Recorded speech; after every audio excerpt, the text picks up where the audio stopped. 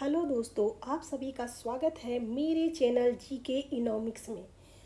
अगर आप किसी कंपटीशन एग्ज़ाम की तैयारी कर रहे हैं तो आपने बिल्कुल सही चैनल को क्लिक किया है। आज हम बात करेंगे भारत पाकिस्तान के युद्ध में सुदर्शन चक्र नाम से प्रचलित S-400 triumph air defence system की। ये कैसे काम करता है, ये कितना शक्तिशाली है और अपने टारगेट को कैसे हिट करता है, इन सभी बातों को इजीली मैं हूँ प्रियंका श्रीवास्तव।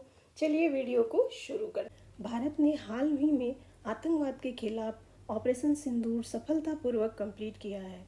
दुनिया को बताया कि आतंकवाद का सामना करने के लिए हम आर्थिक और मानसिक सैन्य सुरक्षा बल के साथ पूरी मजबूती से खड़े हैं। पाकिस्तान भी अगर सही दिशा का चुनाव करता तो दुबई, सिंगापुर, मलेशिया जैसे देशों की सूची में शामिल हो, लेकिन पाकिस्तान ने हमेशा आतंकवाद को बढ़ावा दिया। चलिए भारत और पाकिस्तान की इकोनॉमी पर एक नज़र डाल लेते हैं। वर्तमान में भारत की जीडीपी $4 ट्रिलियन के बराबर है, वहीं पाकिस्तान का $3.80 बिलियन के बराबर है।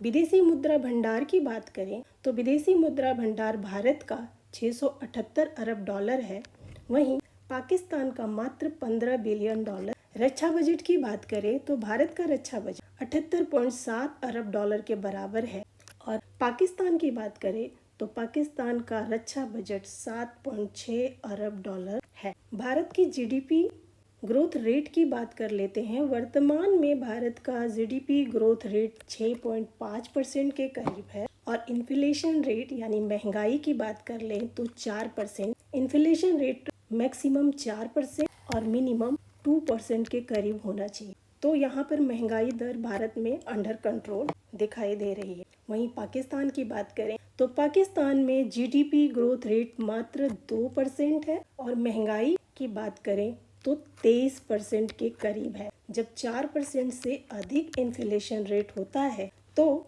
वहाँ पर महंगाई दर अधिक मानी जाती है, देश मंदी की तरफ जाता है। यहाँ पर महंगाई दर 23% है। अगर पाकिस्तान के इकोनॉमी की बात करें तो पाकिस्तान इस वक्त मंदी के दौर से गुजर। S-400 डिफेंस सिस्टम में 4 अलग अलग क्षमता वाली मिसाइलें होती हैं जो कि अलग अलग दूरी की टारगेट को कवर करती हैं। सबसे पहली है 40N6, 400 किलोमीटर दूर मौजूद टारगेट को कवर कर लेती है या अचीव कर देती है।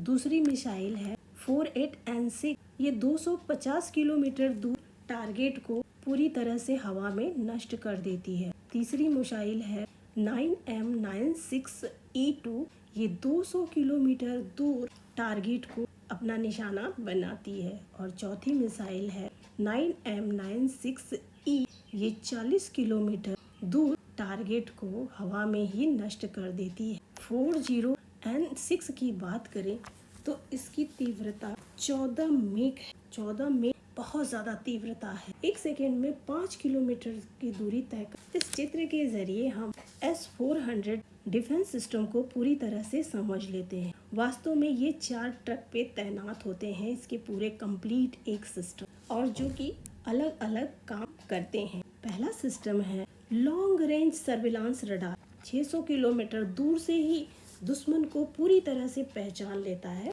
और इसकी जानकारी एंगेजमेंट रडार को भेज देता है। एंगेजमेंट रडार के पास जानकारी आने के बाद कमांड व्हीकल इस पर सर्च करता है का टारगेट को अचीव करने के लिए लॉन्च व्हीकल को ऑर्डर देता है। कमांड व्हीकल मिसाइल को लॉन्च होने का ऑर्डर देता है। एंगेजमेंट रडार मिसाइल को दुश्मन तक पहुंचाने में मदद करती है। अगर हम सीधे शब्दों में कहें तो पूरी तरह से जीपीएस का काम करती है। यह मिसाइल को दिशा निर्देश करती है जिससे वो टारगेट तक पहुंचकर टारगेट को हवा में ही नष्ट कर देता है। इसे कहीं भी बड़ी आसानी से ले जाया जा सकता है। 5 से 10 मिनट में इसकी तैनाती कर दी जा सकती है। आज के समय ये सबसे latest S-400 defence system Bharat के पास मौजूद है। अगर आपने अभी तक मेरे चैनल को सब्सक्राइब नहीं किया है तो प्लीज़ मेरे चैनल को लाइक, सब्सक्राइब और शेयर कर लीजिए। अब बात कर लेते हैं लॉन्चर की कि लॉन्चर किसे कहते हैं। आप लोगों ने ये S-400 की ये फ़ोटो कई बार नज़र में आती है। एक लॉन्चर में 4 मिसाइल होते हैं। एक लॉन्चर में अलग अलग क्षमता के 4 मिसाइल मौजूद होते हैं और 4 लॉन्चर के समूह को एक बैटरी कहा जाता है। अब 4 लॉन्चर कह लीजिए या फिर 16 मिसाइल कह लीजिए। 16 मिसाइल बराबर भी एक बैटरी होती है, 4 लॉन्चर बराबर भी एक बैटरी होती है।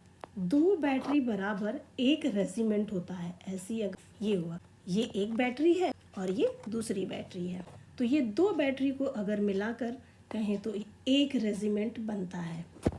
एक लॉन्चर बराबर 4 मिसाइल और 16 मिसाइल बराबर एक बैटरी, क्योंकि 2 बैटरी बराबर एक रेजिमेंट होता है। अब या 2 बैटरी कह लीजिए, 32 मिसाइल कह लीजिए या 8 लॉन्चर कह लीजिए। हमने रसिया से 5 रेजिमेंट S-400 की डील की थी, जिसमें से 3 रेजिमेंट की डिलीवरी भारत को 2021 में ही मिल चुकी है और बाकी 2 रेजिमेंट की डिलीवरी अभी बाकी है। रशिया की बात करें तो रशिया के पास S-500 एयर डिफेंस सिस्टम मौजूद है। इससे भी ज़्यादा ताकतवर और ज़्यादा तीव्रता से कार्य करने वाला defence system S-400 triumph missile system को 2018 में रसिया से भारत ने डील की थी। ये डील $5 बिलियन में हुई। रसिया ने इसके 3 यूनिट भारत को 2021 में सौंप दिया। अभी 2 यूनिट का डिलीवरी देना बाकी है, जो 2026 तक रसिया दे देगा या पूरी कर देगा। इस डील को भी पूरी कर MTCR missile technology control group, जिसने की डील को संभव बनाया। यह एक अंतर्राष्ट्रीय ग्रुप है। इसका काम है लॉन्ग रेंज के मिसाइल और न्यूक्लियर डिलीवरी सिस्टम के गलत उपयोग पर प्रतिबंध लगाना या उसे रोकना। MTCR के आज भी इसके 35 सदस्य देश हैं, जिसमें Russia, UK, USA, Germany, Japan, south Korea, India और अन्य देश भी मौजूद हैं। भारत भी इसका 2016 में सदस्य बन चुका है। भारत ने इसका फायदा यह हुआ कि भारत 300 किलोमीटर से ज़्यादा क्षमता वाली टेक्नोलॉजी को खरीद सकता है, बना सकता है और बेच भी सकता है। इसीलिए भारत को S-400 खरीदने की मंजूरी मिली। चाइना और पाकिस्तान की बात करें तो चाइना और पाकिस्तान MTCR के सदस्य नहीं है, इसलिए इनके पास S-400 का लेटेस्ट वर्जन नहीं है। यहाँ आपको ये भी बता दें कि S-400 डिफेंस सिस्टम सिर्फ और सिर्फ रशिया ही बनाता है और रशिया ही इसे दूसरे देशों को भी बेचता है। चाइना ने 2014 में रशिया से S-400 की डील जरूर की थी, लेकिन रशिया ने चीन को S-300 की डील डिलीवर कराई है। S-400 का भी ओल्ड वर्जन दिया है, क्योंकि चाइना MTCR का सदस्य नहीं है। ये सदस्य देश नहीं है, इसलिए इसको लेटेस्ट वर्जन नियम अनुसार नहीं दिया जा सकता। पाकिस्तान MTCR का सदस्य है या नहीं है, कमेंट सेक्शन में लिखकर जरूर बताइएगा। भारत ने डिफेंस सिस्टम पर काफी बड़ा खर्च किया है और करता आ रहा है, जिससे अभी हाल में हुए भारत और पाकिस्तान के युद्ध में कम से कम क्षति हुई है। सारे एयर ड्रोन को हवा में ही मार गिराया गया है और ये भारत की सैन्य शक्ति पर ज्यादा से ज्यादा खर्च करने का ही परिणाम है। हाँ, भारत और पाकिस्तान के युद्ध से एक नुकसान जरूर देखने को मिल रहा है कि जहां फॉरेन इन्वेस्टर भारत में बहुत ही उत्सुकता से इन्वेस्ट करने के लिए तैयार थे, आ रहे थे, उनमें थोड़ी सी निराशा देखने को मिली है, लेकिन थोड़े समय के बाद ये भी दूर हो जाएगी, क्योंकि भारत के पास अपनी सुरक्षा व्यवस्था की पूरे इंतजाम मौजूद है। जम्मू कश्मीर, लेह, लद्दाख ये टूरिज्म प्लेस माने जाते हैं। गर्मियां शुरू हो गई हैं और ज़्यादा से ज़्यादा प्रमाण में वहाँ पर टूरिस्ट गर्मियों की छुट्टियाँ बिताने के लिए जाते हैं, लेकिन इस बार भारत पाकिस्तान के युद्ध से इसमें देरी भी देखने को मिल रही है और हो सकता है कि थोड़ी कमी भी देखने को मिले। आपके टॉपिक से रिलेटेड कोई क्वेश्चन है तो कमेंट सेक्शन में लिख दीजिएगा, मैं उसका जवाब दे दूंगी। जीके या इकोनॉमिक्स से रिलेटेड किसी टॉपिक पर वीडियो देखना चाहते हैं तो कमेंट सेक्शन में लिख दीजिएगा, मैं अगला वीडियो उसी टॉपिक पर बनाने की कोशिश करूंगी। इस वीडियो में बस इतना ही, मिलते हैं अगले वीडियो में।